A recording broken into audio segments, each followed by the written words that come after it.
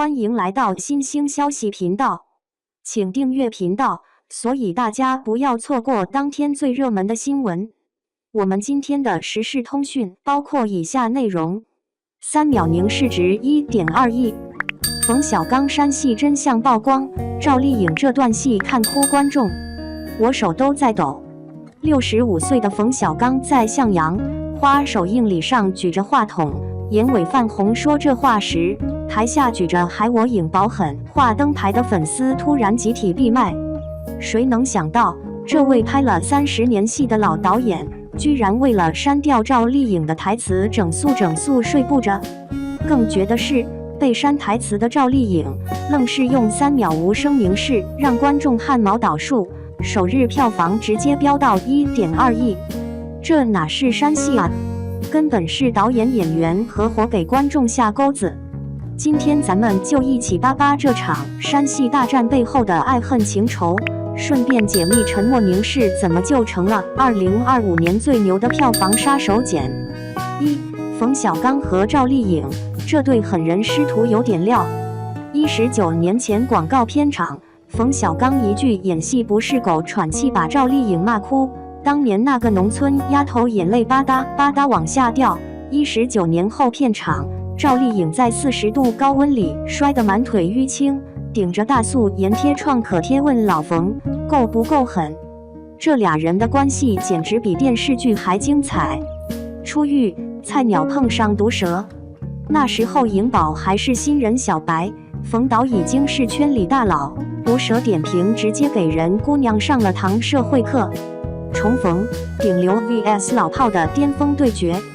2025年的颖宝早不是无下安盟，飞天奖金鹰奖拿到手软，拍向阳花时主动求虐，硬是跑去女子监狱蹲了23天体验生活。老冯删戏时都感慨，这丫头早就不需要我教她收放自如了。颖宝金句暴击，真正的狠话不是用嘴说的，是拿伤疤刻出来的杀青宴上的神发言。2. 删戏真相，艺术和生意还能这么玩？冯小刚到底删了啥？各路小道消息都转疯了，这段狠戏绝对是颖宝演技巅峰。原版台词到底多带劲？暴打黑心老板时那句你们西人写的样子真 TM 恶心。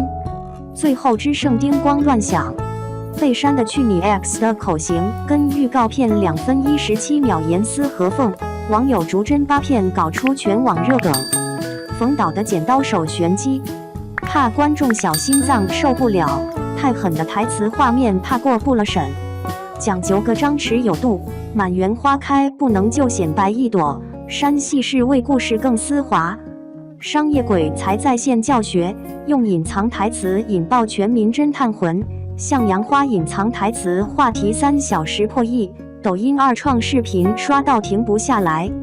万没想到，删戏居然成了营销大招，就像火锅里藏的花椒，看不见的刺激才最要命。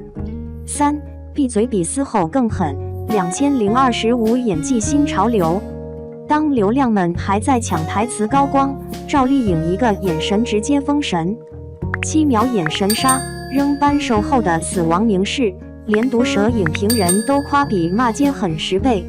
行业要变天，2025年开年剧集台词量暴跌18%，眼神戏培训搜索量直接翻3倍。经典回忆杀，这波操作让我想起周迅在《厘米的猜想》里哭到失声的神演技，真演技派从来不用台词撑场子。4. 观众用脚投票，沉默凝视凭啥成爆款密码？数据不会说谎，首日 1.2 亿票房，豆瓣 9.2 开分，68万人冲进影院就为看清那个被删的眼神。2创玩出花，网友自发解码口型。8预告，考古颖宝采访，活生生把看电影变成全民游戏，扎心现实梗。电影里出狱女性重生的故事，配上颖宝那股子狠劲，简直演到我等打工人的心巴上。冯小刚颤抖的手，赵丽颖沉默的眼，联手撕开了影视圈的一个真相好戏，从来不是堆料，就像修剪盆栽，要在收和放之间找到那个让人起鸡皮疙瘩的平衡点。你挺老冯为传播效果删戏，还是觉得艺术就该狠到底？要是出未删减版，你会为颖宝狠话再刷一遍吗？2. 赵丽颖转型演刑事女，向阳花大放异彩，获官方高度赞誉。说起赵丽颖，她凭借自身过硬的实力，稳稳成为了85后演员中的领军人物。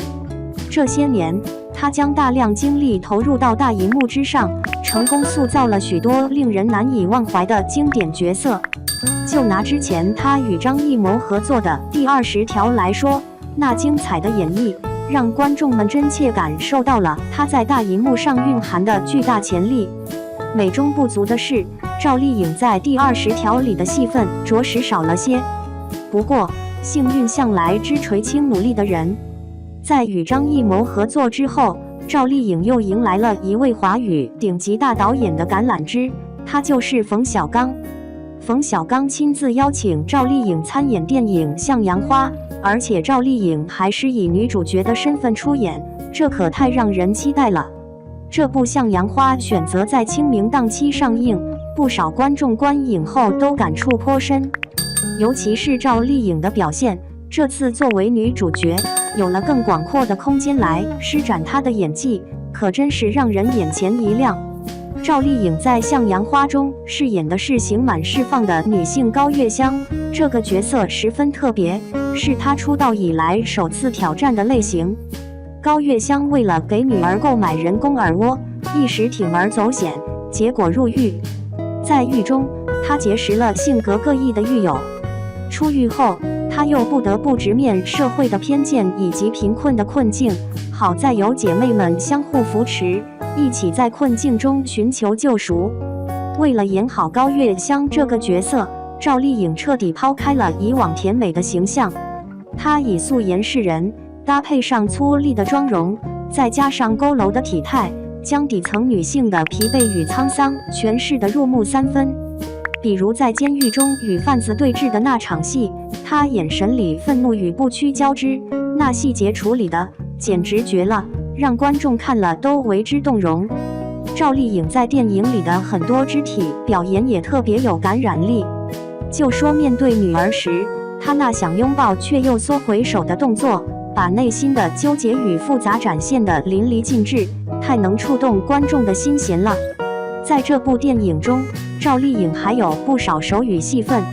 其实之前在与张艺谋合作的《第20条》里也有手语戏份，只不过这次她有了更充足的表现空间，也算是弥补了上次戏份不足的遗憾。《向阳花》完全可以称得上是赵丽颖的转型之作。她在电影中的表演，那叫一个拼，把高月香这个角色的人性特点演绎的层次分明。